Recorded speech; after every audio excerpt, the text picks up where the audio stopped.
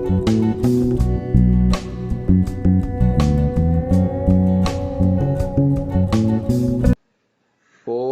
नमस्ते जी। 22वीं श्रव्य कणिका ऋग्वेदादि भाष्य भूमिका, लेखक महर्षि दयानंद जी सरस्वती, जिस पर स्वामी विद्यानंद जी ने विस्तृत भाष्य लिखा है भूमिका भास्कर नाम से। उसकी अवतरणिका में हम विगत 2 श्रव्य कणिकाओं से वेदांग विषयों को आपके सामने प्रस्तुत कर रहे हैं। अगला क्रम है ज्योतिष का। आकाशगत सूर्य मंडल से संबंध रखने वाले नक्षत्र विज्ञान को ज्योतिष कहते हैं। यही ज्योतिष शास्त्र ज्योतिर्विज्ञान या नक्षत्र विज्ञान वेद का छठा अंग है। अथर्ववेद 12:3-20 3 लोकों का निर्देश करते हुए कहता है, त्रयो लोकाः संमिता ब्राह्मणेन द्यौरे वासौ पृथिव्यंतरिक्षम। ब्रह्म अर्थात वेद का जानने वाला ज्ञानी पुरुष द्यौ, पृथ्वी, अंतरिक्ष, इन तीनों लोकों का ज्ञान प्राप्त कर लेता है। ज्योतिष शास्त्र के पारंगत विद्वान भास्कराचार्य ने सिद्धांत शिरोमणि में लिखा, वेदास्तावत् यज्ञ कर्म प्रवृत्ता यज्ञाः प्रोक्तास्ते तु कालश्रयेण शास्त्रादस्मात् कालबोधो यतः स्याद् वेदांग तत्वं ज्योतिषस्योक्तम् स्मात्। वेद यज्ञीय कर्मों के प्रवर्तक हैं। यज्ञ उनमें काल के आश्रय कहे गए हैं। ज्योतिष शास्त्र से काल का ज्ञान ठीक ठीक होता है। इसी भाव से इस शास्त्र को वेदांग के रूप में मान्यता प्राप्त है। जितने भी श्रेष्ठ कर्म हैं वे सभी वेद में यज्ञ नाम से अभिहित हैं। प्रत्येक यज्ञीय कर्म काल की किसी न किसी संधि में संपन्न होता है। आर्य जीवन की संध्योपासना भी दिन रात की संधि में ही संपन्न होती है। काल का ज्ञान पृथ्वी से संपर्क रखने वाले सूर्य, चंद्रमा आदि की गति पर निर्भर है। इसीलिए वैदिक ऋषियों ने पार्थिव पदार्थों के ज्ञान के साथ साथ नक्षत्र विद्या का संपादन भी आवश्यक समझा। ऋग्वेद 1:164-47 में सूर्य की 6 मास वाली दोनों परिधियों के द्वारा उत्तरायण दक्षिणायन का ज्ञान मिलता है। वहीं 1:105-18 में चंद्रमा की गति से बनने वाले शुक्ल पक्ष और कृष्ण पक्ष का उल्लेख है। यजुर्वेद 13:25, 14:13, 14:15, 14:21 और 15:57 में 6 ऋतुओं का वर्णन है। ऋग्वेद 1:164-11 में सूर्य की परिक्रमा करने के लिए पृथ्वी का घूमना और उससे दिन रात एवं 12 महीनों का बनना लिखा है। वहीं 1:164-2 से 13 व 48 मंत्र में संवत्सर का पूरा ब्यौरा दिया है। जिस रेखा पर पृथ्वी सूर्य की परिक्रमा करती है उस रेखा पथ का नाम वैदिक परिभाषा में वैश्वानर पथ है। अथर्ववेद 8:8-6 में वैश्वानर पथ का निर्देश करते हुए उत्तरी ध्रुव और दक्षिणी ध्रुवों में 6 महीनों के दिन और 6 महीनों की रात होने का संकेत मिलता है। ऋग्वेद 5:40-5 छठा तथा 9वां मंत्र में सूर्य ग्रहण का वर्णन करते हुए ग्रहण की ठीक ठीक परीक्षा करने के लिए एक तुरीय ब्रह्म अर्थात तुरीय यंत्र अथवा दूरबीन का उल्लेख भी मिलता है। वहीं 1:110-18 में क्रांति वृत्त एवं विषुवृत्त के कोण वृत्त और 10:29-4 में पृथ्वी के अक्ष के विषय में बताया है। इसी प्रकार वृष्टिकाम यज्ञों के लिए कुल मिलाकर 49 प्रकार के मरुद्गणों यानी मानसून का वर्णन यजुर्वेद 1780 से 85 एवं 39-7 में पाया जाता है। अथर्ववेद 18:8-1 में उन नक्षत्रों का वर्णन है जिन पर चंद्रमा की गति का प्रभाव पड़ता है। चारों वेदों के सैकड़ों मंत्रों में काल ज्ञान के लिए पृथ्वी से संबंध रखने वाले सूर्यमंडल आदि सभी नक्षत्रों, उनकी नियमित गतियों और उनके परिणामों पर प्रकाश डाला गया है। इस प्रकार ज्योतिष शास्त्र में परीक्षणों पर आधारित वैदिक सच्चाइयों का प्रतिपादन करने वाले नक्षत्र विज्ञान का वेदों में विस्तृत वर्णन मिलता है। नक्षत्र विद्या को जाने बिना वेदार्थ को पूर्णतया नहीं समझा जा सकता। इसीलिए ज्योतिष को वेदांग के रूप में स्वीकार करके उसके ज्ञान की अपेक्षा की गई है। ज्योतिष में वशिष्ठ मुनिकृत सूर्य सिद्धांत आर्ष रचना होने से परम प्रमाण है।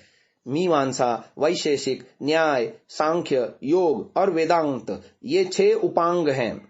इन्हें दर्शन तथा शास्त्र भी कहते हैं।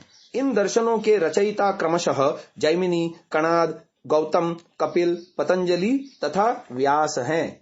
इनमें मीमांसा तथा योग पर व्यास मुनिकृत, न्याय तथा वेदांत पर वात्स्यायन मुनिकृत, वैशेषिक पर गौतम मुनिकृत तथा सांख्य पर भागुरी मुनिकृत भाष्य विशेष उल्लेखनीय हैं। ईश, केन, कठ, प्रश्न, मुंडक, मांडुक्य, तैत्तिरीय, ऐतरेय, छांदोग्य तथा बृहदारण्यक ये 10 उपनिषद भी उपांगों के अंतर्गत हैं। शतपथ, ऐतरेय, गोपथ तथा साम ये 4 ब्राह्मण ग्रंथ कहते हैं। ये सभी वेदों के व्याख्यान रूप हैं तथा क्रमशः यजुर्वेद, ऋग्वेद, अथर्ववेद तथा सामवेद से संबंधित हैं। आयुर्वेद, गंधर्ववेद, धनुर्वेद तथा अर्थवेद ये 4 उपवेद हैं। इनमें से कोई भी उपवेद इस समय उपलब्ध नहीं है, परंतु उनके नामों तथा वाक्यों का उल्लेख प्राचीन ग्रंथों में यत्र तत्र अवश्य मिलता है। आयुर्वेद को अथर्ववेद का उपवेद बताया जाता है। सुश्रुत में इस विषय में स्पष्ट लिखा है, आयुर्वेदो नाम यदुपांगम अथर्ववेदस्य, अर्थात आयुर्वेद नामक शास्त्र अथर्ववेद का उपांग है। तस्यायुषः पुण्यतमो वेदो वेद विदाम मतः, वेदज्ञ मनुष्यों का मत है कि आयुर्वेद पुण्यतम है। वस्तुतः अथर्ववेद चिकित्सा विषयक ज्ञान का भंडार है। धनुर्वेद में राजधर्म यानी राजनीति, शस्त्रास्त्र विद्या तथा सैन्य संचालन का वर्णन है। एतद विषयक अंगिरा आदि रचित ग्रंथ भी इस समय नहीं मिलते। नारद संगीता आदि सहित गांधर्व वेद संगीत शास्त्र है। अर्थवेद में पृथ्वी से लेकर परमेश्वर पर्यंत पदार्थों के गुण विज्ञान तथा क्रिया कौशल सहित शिल्प विद्या का विस्तार है। वेद को ज्ञान विज्ञान का पर्याय मानकर इस नाम से सूर्य विद्या वेद, माया वेद, दैव जन विद्या वेद, अंगिरस वेद आदि अनेक उपवेदों की रचना हुई प्रतीत होती है। ये सभी काल के गाल में समाकर अब सर्वथा अप्राप्य हैं। वेदार्थ प्रक्रिया के संदर्भ में आधारभूत तथा सर्वाधिक महत्वपूर्ण व्याकरण तथा निरुक्त हैं। व्याकरण का विषय स्वर संस्कार पूर्वक शब्द की सिद्धि करना है। दुर्गाचार्य के शब्दों में व्याकरणम तो लक्षण प्रधानम, व्याकरण लक्षण प्रधान शास्त्र है। लक्षण का अर्थ होता है वाचक शब्द और लक्ष्य का अर्थ होता है वाच्य। शब्द का निर्वचन व्याकरण द्वारा होता है। इसीलिए व्याकरण को शब्द निर्वचन शास्त्र अथवा शब्द व्युत्पत्ति शास्त्र कहा जा सकता है। यद्यपि व्याकरण शास्त्र वेद का भाष्य या व्याख्यान नहीं है, तथापि महाभाष्य के दर्शाए व्याकरण के अध्ययन के 18 प्रयोजन स्पष्ट ही वेदार्थ को यथायथ समझने अथवा उसके यथार्थ स्वरूप का दर्शन करने के लिए व्याकरण शास्त्र की परम उपयोगिता का निर्देश करते हैं। महाभाष्यकार पतंजलि की स्पष्ट घोषणा है, रक्षार्थम वेदानाम अध्येयम व्याकरणम। इसका अभिप्राय यह है कि व्याकरण शास्त्र के बिना वेद की रक्षा संभव ही नहीं है। शब्द का स्थूल रूप व्याकरण का विषय है। यास्क और पतंजलि दोनों के मत में समस्त वैदिक शब्द यौगिक होने से प्रकृति प्रत्यय के संबंध से अपना अर्थ बताते हैं, और प्रकृति प्रत्यय के संबंध का ज्ञान व्याकरण शास्त्र के बिना कैसे हो सकता है। अतः वेदार्थ जानने में व्याकरण अत्यधिक महत्वपूर्ण एवं मुख्य साधन है। भगवान पाणिनि का व्याकरण एक गंभीर वैदिक दर्शन है। वह अपने धातुओं के अर्थ निर्देश से ही समझा देते हैं कि कोई वस्तु न उत्पन्न होती है और न कभी उसका नाश होता है। जनि प्रादुर्भावे णश अदर्शने अदर्शनम लोपः जैसे सूत्रों के द्वारा वह शब्दों के निर्वचन से ही दार्शनिक सिद्धांतों का प्रतिपादन करते हैं।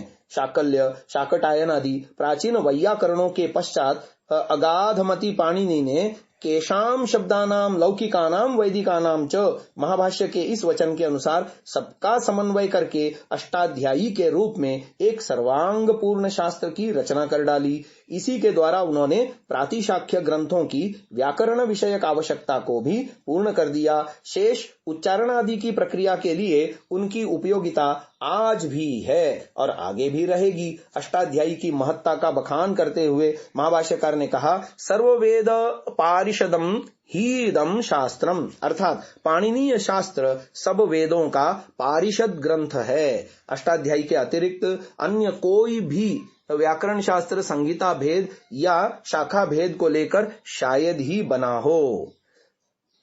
अष्टाध्यायी के सूत्र गद्य रूप हैं।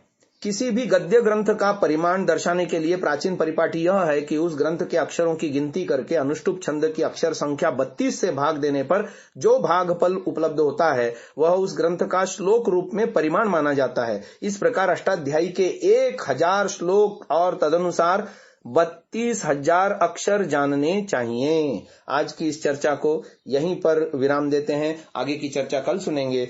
ओम।